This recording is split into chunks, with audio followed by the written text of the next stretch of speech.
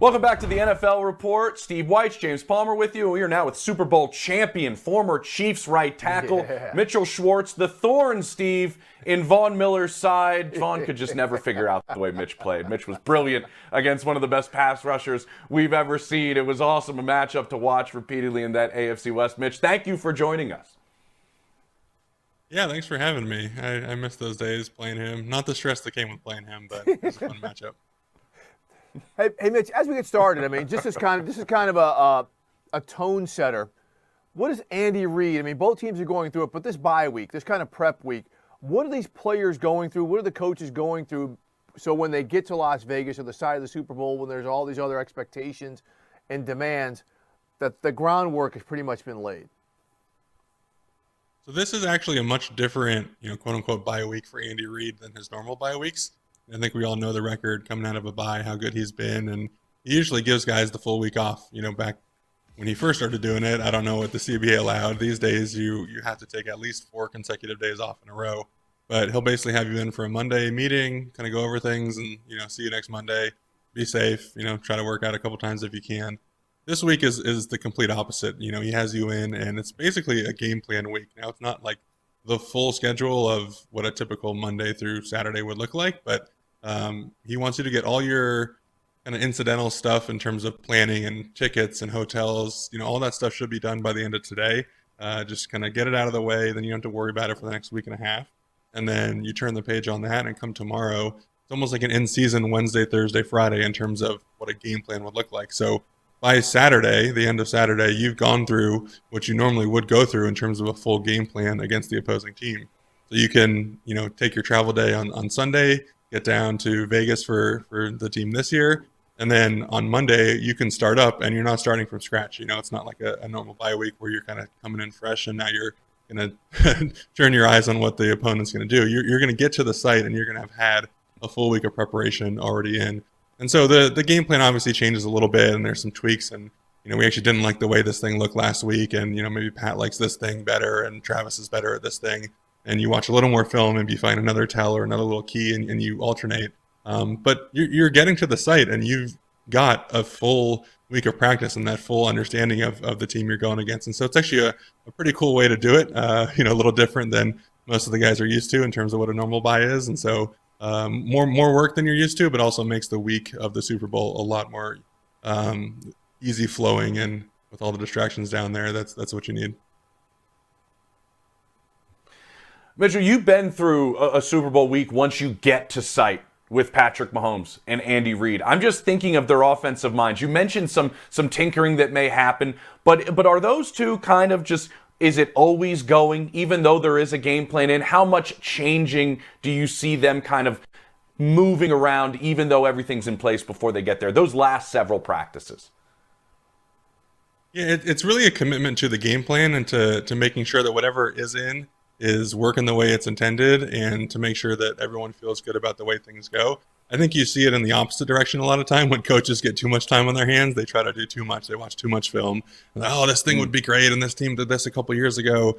But there's a reason Coach has the record he does coming off of extra time because he is so good at the initial game plan in any normal situation. We obviously know he's one of the best coaches and offensive minds of all time. But you give him extra time, and it's not like he's trying to do too much. It just gives him more preparation to hone in on those small details and ways he can exploit the defense. So those guys can't shut it off. I mean, they are so good at what they do because their mind is always churning and they're always trying to look for that edge and watching more film and all that stuff. But they also have such an incredible ability to not tinker and to not kind of mess with the foundation that they build when they do have the extra time. And so there's a little bit of a blend of some new stuff, but for the most part, it's just kind of trusting the initial game plan, trusting what you've seen on film and knowing that, hey, we've now prepped this for 2 weeks, so we're even more prepared. I'm so glad you said that because we have seen, Mitch, the paralysis by overanalysis because of the additional time. I want to go to something you looked at, the offensive line. We saw during the season, they had the penalties. They had issues in pass pro. But over the past month, with the commitment to the run, they really have seemed to kind of come together, and you don't see those mistakes that you saw. Do you attribute that to maybe them running the ball more? I mean, Andy Reid has committed to the run in the playoffs where they've got 56 runs the past 2 games. Do you think that has helped this offensive line come together? It's a great point because I think the biggest difference in watching this team over the past month from that Raiders game is the offensive line and how well they're playing and how physical they're playing up front.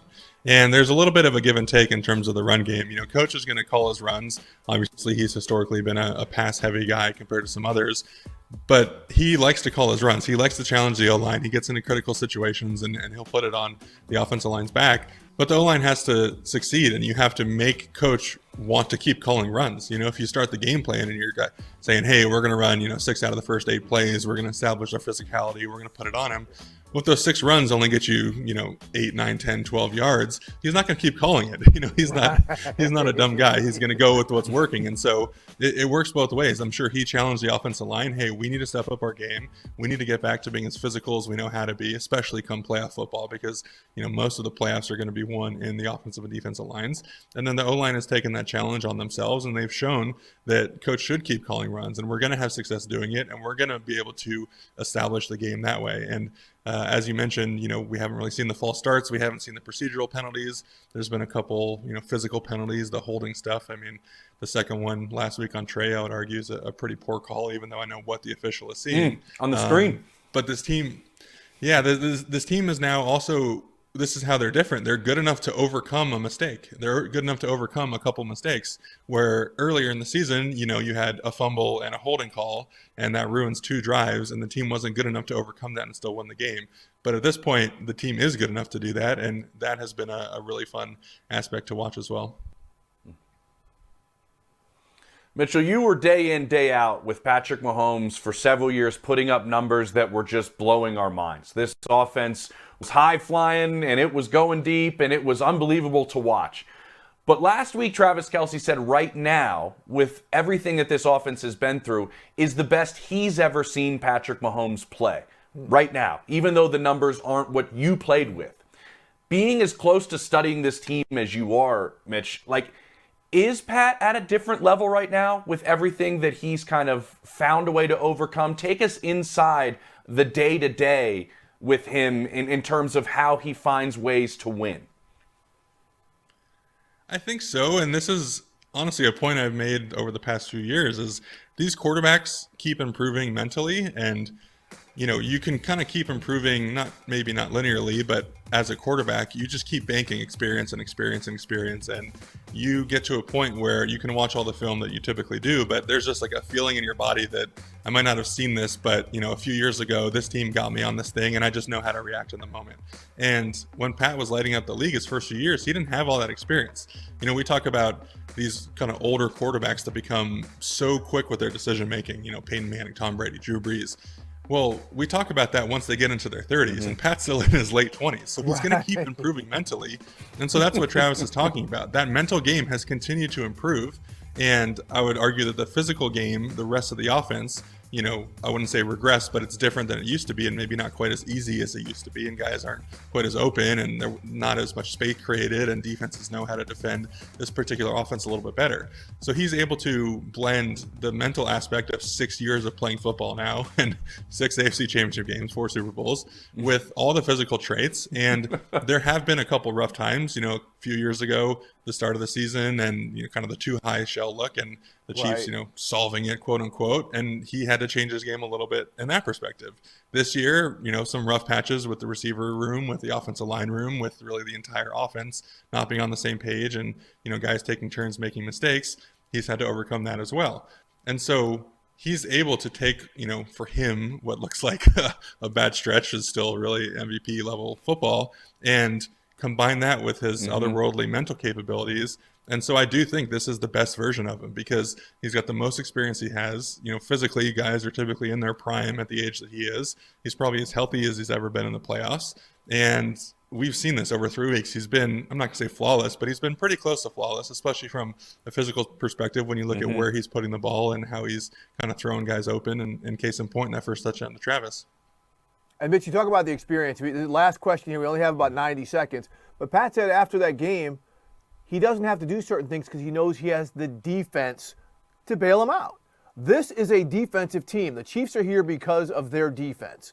What about what you've seen from Chris Jones and some of those guys at all 3 levels that gives you, faith that they can stop this 49ers offense and get another Super Bowl? I think the physicality that they're playing with on all three levels, typically a defense has a strong suit, and maybe it's the defensive line. When we faced San Francisco the first time 5 years ago now, it was their defensive line. Their secondary was awesome, but the defensive line was the calling part. Well, with the Chiefs, they're able to do that on all three levels. They do have a great D-line, and Chris Jones leading that. Bolton, the way Drew Tranquill's playing, Willie, I'm assuming he's going to play. And on the back end at this point, Snead and McDuffie and Justin Reed and those guys have started to get the recognition they deserve. And their ability to play that position that typically doesn't necessarily come with physicality, but play it in a certain way that makes guys not necessarily want to try to run them over every single time, and playing it in a way that receivers are going to get tired of. I think it's just really special, and so they're able to blend Spags' really cool scheme with their ability and their physicality, and it's all coalesced into an awesome league-leading defense. Great, Mitch. Real quick, 30 seconds. Your thoughts on Trent Williams, the left tackle for the San Francisco 49ers? Yeah. I mean, stud. He does things different than everybody else because he's that good. He's 6'5", 330, and he ran a 4.8, and he's like 36 years old now and probably only, runs a 4.9. He probably got, 1/10 of a second slower. It's awesome watching him. It sucks that our guys have to go against him, and I have to root against him this week, but it's as an offensive line guy, it's so fun watching people of his level to combine the skill, the athleticism, the mental capabilities, and just like the pure brute force that he plays with. Awesome. Mitch, when you played, you were one of my favorite people to go to that corner of that Chiefs locker room, and I would just learn so much when you and I would go and talk, and I appreciate you coming on the show and joining us. Hopefully we see you in Vegas. I don't know, Mitch, what do you think? We'll see. Still debating going down there or not. It's going to be quite a few people, and usually that's not necessarily my forte, but it's going to be a fun weekend. I might see you down there.